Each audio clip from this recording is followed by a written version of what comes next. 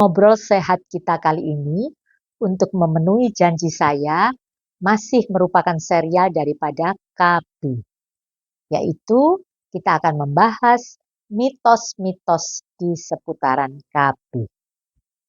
Apa ada dokter mitos-mitosnya? Oh banyak. Kali ini kita batasi 10 saja ya, 10 mitos yang harus kita luruskan. Yang pertama adalah KB bisa menyebabkan kemandulan. Ini harus kita luruskan, tidak benar ya. KB itu bersifatnya reversible, bisa kembali kesuburannya setelah kita tidak menggunakan alat KB itu. Kecuali kontrasepsi mantap. Artinya operasi steril ya, baik bagi wanita maupun bagi pria. Itu memang irreversible. Oke, sudah jelas ya yang pertama, jadi tidak ada hubungannya antara KB dengan kemandulan. Kemudian yang kedua, KB itu tidak aman untuk ibu menyusui. Kalau Anda menyusui bayi, jangan ikut KB.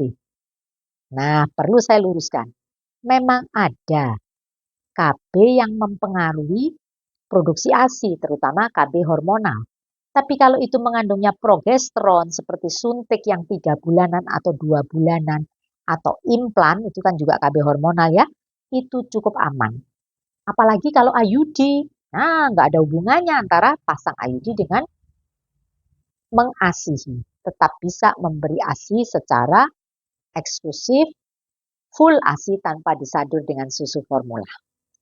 Nah, kemudian nih mitos yang ketiga.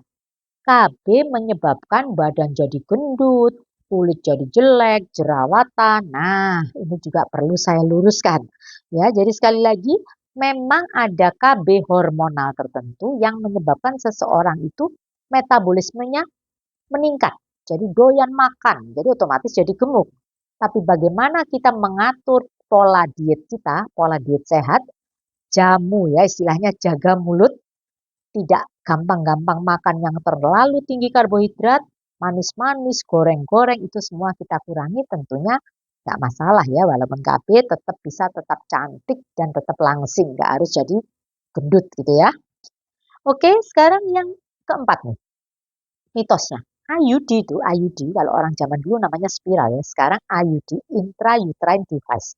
Itu hanya untuk multipara, maksud saya untuk orang yang sudah pernah punya anak. Sebenarnya ini juga tidak tepat. IUD bisa dipakai untuk mereka yang belum pernah melahirkan. Katakanlah ini ada pasangan yang baru menikah.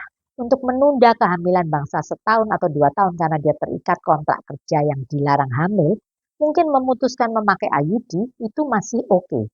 Karena 1 tahun pertama ataupun 2 tahun setelah dilepas, maka kesuburannya akan kembali dan bisa punya anak lagi. Oke ya, itu yang keempat. Sekarang yang kelima nih, mitos mengenai pil. Nah ya, pil itu menjadi haid tidak teratur. Pil itu bisa menyebabkan kanker. Nah ini mitos-mitos yang nggak benar, harus kita luruskan ya.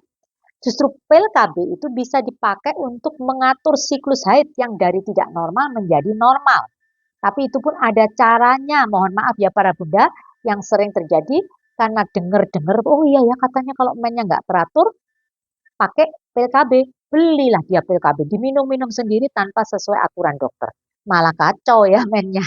Jadi sekali lagi mitos bahwa KB pil itu menyebabkan haid tidak teratur itu saya luruskan tidak ya. Sebaliknya kalau Anda mengalami gangguan hormonal itu bisa salah satu caranya diobati dengan KB pil, tapi ada caranya. Silahkan konsultasi dengan dokter Anda. Kemudian pil menyebabkan kanker, ini pun tidak betul. Terbukti bahwa pil KB hormonal itu malah menurunkan angka kejadian karsinoma endometrium atau kanker rahim ya. Jadi jangan takut ataupun kanker ovarium. Jadi sekali lagi jangan takut pakai KB yang mengandung hormon tadi ya. Nah ini para bunda ya. Mitos keenamnya apa? Oh KB kan urusannya perempuan, para suami bapak-bapak udah cuek aja, biarin diurusin ibunya. Harus saya luruskan para suami ya, justru KB tidak hanya urusannya istri.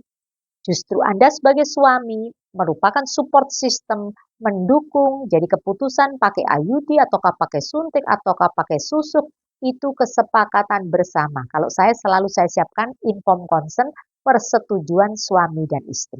Jadi bukan hanya urusannya perempuan saja. Oke. Kemudian nih ada lagi mitos nih. Udah nggak perlu KB, pokoknya kalau Anda menyusui dijamin nggak akan hamil. Nah, padahal menyusuinya nggak full. Kadang pakai ASI, kadang pakai susu formula, susu botol, ditinggal kerja.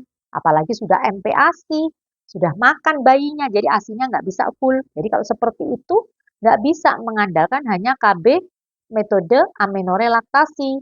Karena menyusui ya, harus tetap didampingi metode KB yang lain ya. Jadi sekali lagi, yang tidak perlu KB saat laktasi harus didampingi KB yang lebih efektif, terutama setelah 6 bulan bayi Anda ya. Oke, itu yang mitos ke-7 ya. Sekarang mitos ke-8. Nih, IUD itu bisa bergerak, bisa hilang. Nanti ngambilnya operasi. Nah, ini perlu saya luruskan biar kita tidak parno, tidak takut ya. Angka kegagalan translokasi, maksud saya yang berpindah dari rahim sampai keluar, itu memang ada, tapi kecil sekali angkanya, 0,0.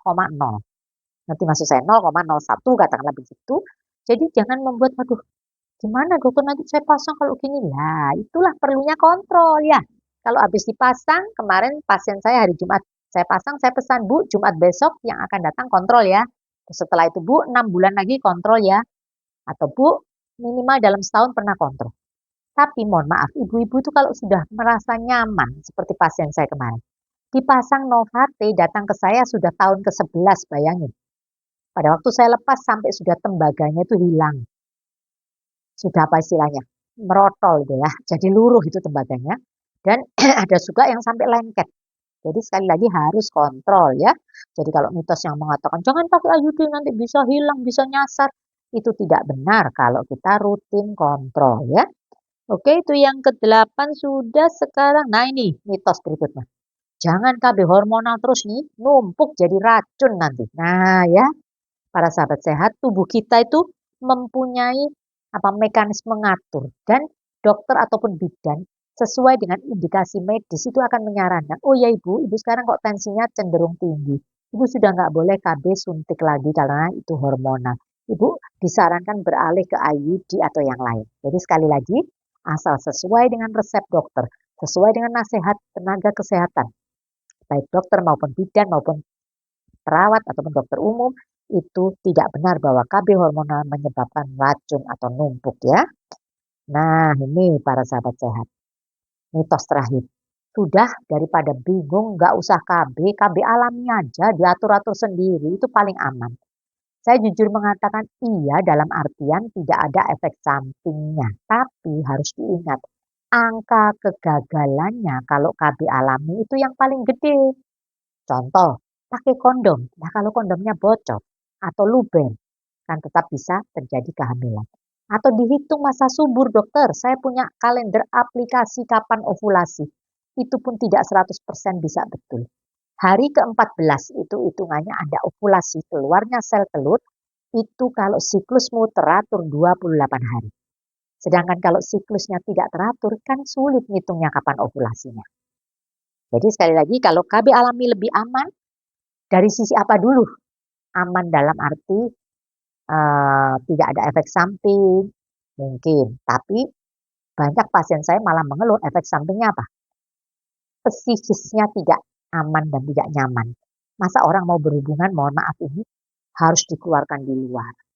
Harus mikir lagi, begitu bulan berikutnya haidnya telat 1-2 hari aja udah, aduh jangan-jangan hamil ya. Aduh, jadi akhirnya apa? Setiap mau berhubungan suami istri jadi tidak nyaman. Kan namanya saja keluarga berencana kan, merencanakan. Kita tuh mau punya rencana anak berapa sih? Kalau lagi santai ngobrol suami istri itu yang dibicarakan banyak, termasuk salah satunya pada waktu persiapan mau punya anak tuh kepingin punya anak berapa dibicarakan, kepingin jaraknya berapa tahunan itu dibicarakan. Sehingga betul-betul memilih metode kontrasepsi yang aman dan nyaman agar menghasilkan anak yang diharapkan. Oke? Saya rasa itu saja 10 mitos yang sudah kita bahas dan kita luruskan. Semoga kita mendapat pencerahan yang benar mengenai keluarga berencana. Kalau Anda rasa ada manfaatnya, silakan like, subscribe, share kepada siapapun yang memerlukan. Salam sehat.